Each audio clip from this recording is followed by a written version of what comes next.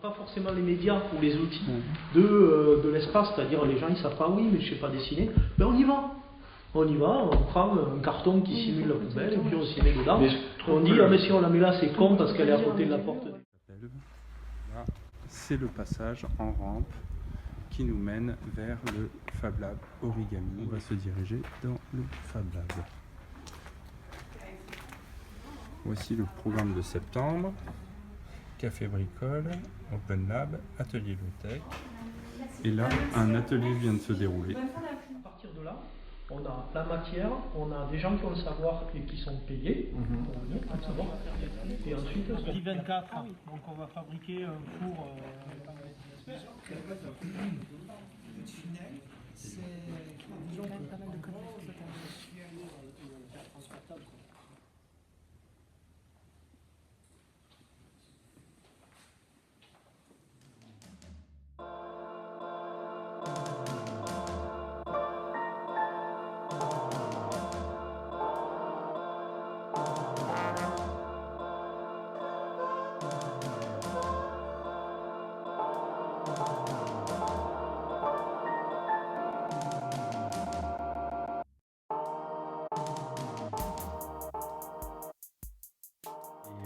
Avec réalisation d'un plan qu'on a fait sur la tablette.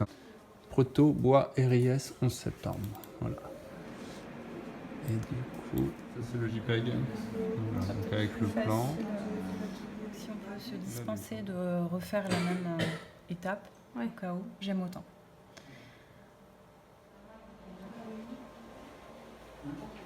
Logiciel avec LaserCut qui transmet les données à la graveuse. Traceuse. Et là on a mis une planche en bois du sapin, donc une planche de 800 par 420 par 25 mm d'épaisseur. Les textes peuvent être tracés, sachant que ce panneau ensuite sera installé sur le site de Fénérol. Un choix après. Mais tu vois comme il fait quand même en le réduisant, tu vois ça. Juste, je te le remets. Il faut le remettre autant de fois qu'on veut, il n'y a pas de problème. D'accord. Ce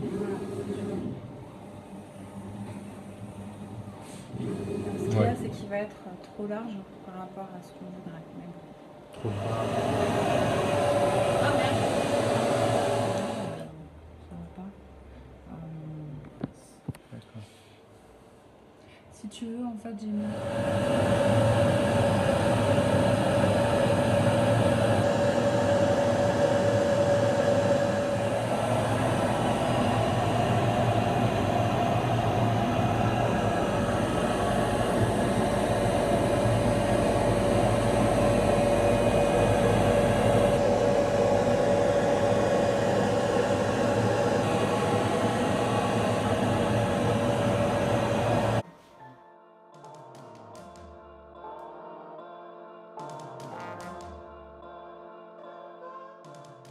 Me voici au terme de Fénérol, donc derrière le bâtiment des thermes.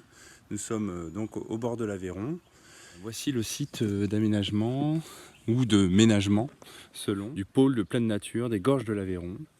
Alors, dans le cadre de cette étude, nous voudrions engager avec les élus une petite phase de préfiguration, qu'on appellerait aussi prétotypage naturel, qui consisterait à positionner le mobilier ou comment travailler avec les collectivités en milieu rural. Ces deux choses donc, qui seront mis ici. Ça, c'est les seuls mobiliers qui seront mis là pour l'année 2019. Par la suite, du coup, on sera, comme je vous ai dit, un nouveau budget sur les sites de pleine nature en général. Donc, on avait préconisé une nouvelle fois Fénérol sur 2-3 mobiliers en plus qu'il faudra qu'on en discute également. Parce que nous, on a fait des devis sur, je sais plus, 2 tables, un barbecue, enfin voilà. Qu'on voit ça avec la Comcom et qu'on se revoit du coup début d'année 2020 pour décider des mobiliers qu'on va mettre et ensuite d'appeler de voir quel marché on fait pour les différents mobiliers et en essayant d'avoir ça avant l'été, ça serait très très bien. Ben oui. Ouais. Alors nous voilà à côté de l'eau, de l'Aveyron, et nous avons positionné le radeau Transat ou radeau solarium carré de 200 par 230. Vous avez à peu près l'horizontale. Ça me semble un peu haut là-bas, non? Voilà, plus haut côté au-dessus. Pas que les gens se blessent. Non, c'est pour que les trous ne soient pas bouchés par le sable lors de l'inondation. D'accord. Moi je dis, il faut plutôt faire l'inverse, laisser une structure métallique qui sort, après on revisse dessus pour surveiller Les enfants qui jouent sur l'île, d'accord. Ah oui, ça. Ici mes petits-enfants, ils jouent toute la journée. D'accord. Ah ouais, c'est un spot. On les envoie ici le matin, on les récupère le soir. Bon, au moins. Donc on a trouvé à peu près l'emplacement, ça a l'air lumineux et finalement c'est une alternative à l'autre qui est plus proche du noyer, de la terrasse qui se dessine ici. Nous avons installé le deuxième radeau au soleil.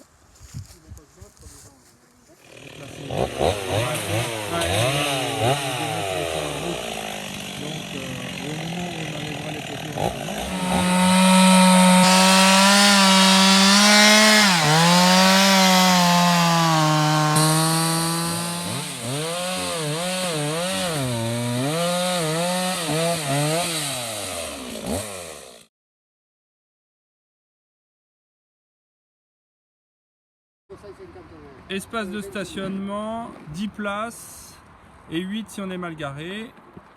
Ici la circulation autorisée pour les riverains ou certains utilisateurs. On a le relais d'information service qui est ici, qui fait 1,20 m de large jusqu'à 2 mètres. Et derrière, une série de 2 bancs sous le noyer qui longe l'accès à la piste de débarquement et de demi-tour. Tout le monde est d'accord? On valide? Ils nous ont une installation pour préfigurer une haie de Hermann Beignès qui consiste à positionner des poteaux, des piquets en quinconce et ensuite amener différents éléments morts, de bois mort, végétaux morts pour une faune vivante et installer donc tous ces branchages de manière tressée, sommaire, de manière à laisser assez d'espace. Voilà, donc là je le préfigure avec des piquets en bambou, parce que pour les piquets en acacia, nous attendrons d'avoir quelque chose pour vraiment battre les piquets, donc une mini pelle. Et donc là je positionne les points en quinconce et la commune, la collectivité viendra après pour battre les piquets et faire un linéaire ici de 5 mètres. Voilà. On verra le résultat avec juste du rubalise. Voici le matériel pour débroussailler et ensuite pour planter les piquets. Le rubalise est installé. Les piquets sont tendus tous les 1,50 m, ont été pointés et plantés. La largeur de la haie fait à peu près 1,10 m, 1,20 m. Et l'idée c'est ensuite 10 mètres du branchage. Donc là on va attendre que la commune puisse positionner ses piquets. L'idée de cette haie de Hermann Beignès est effectivement de faire la limite entre deux parcelles et d'utiliser le bois mort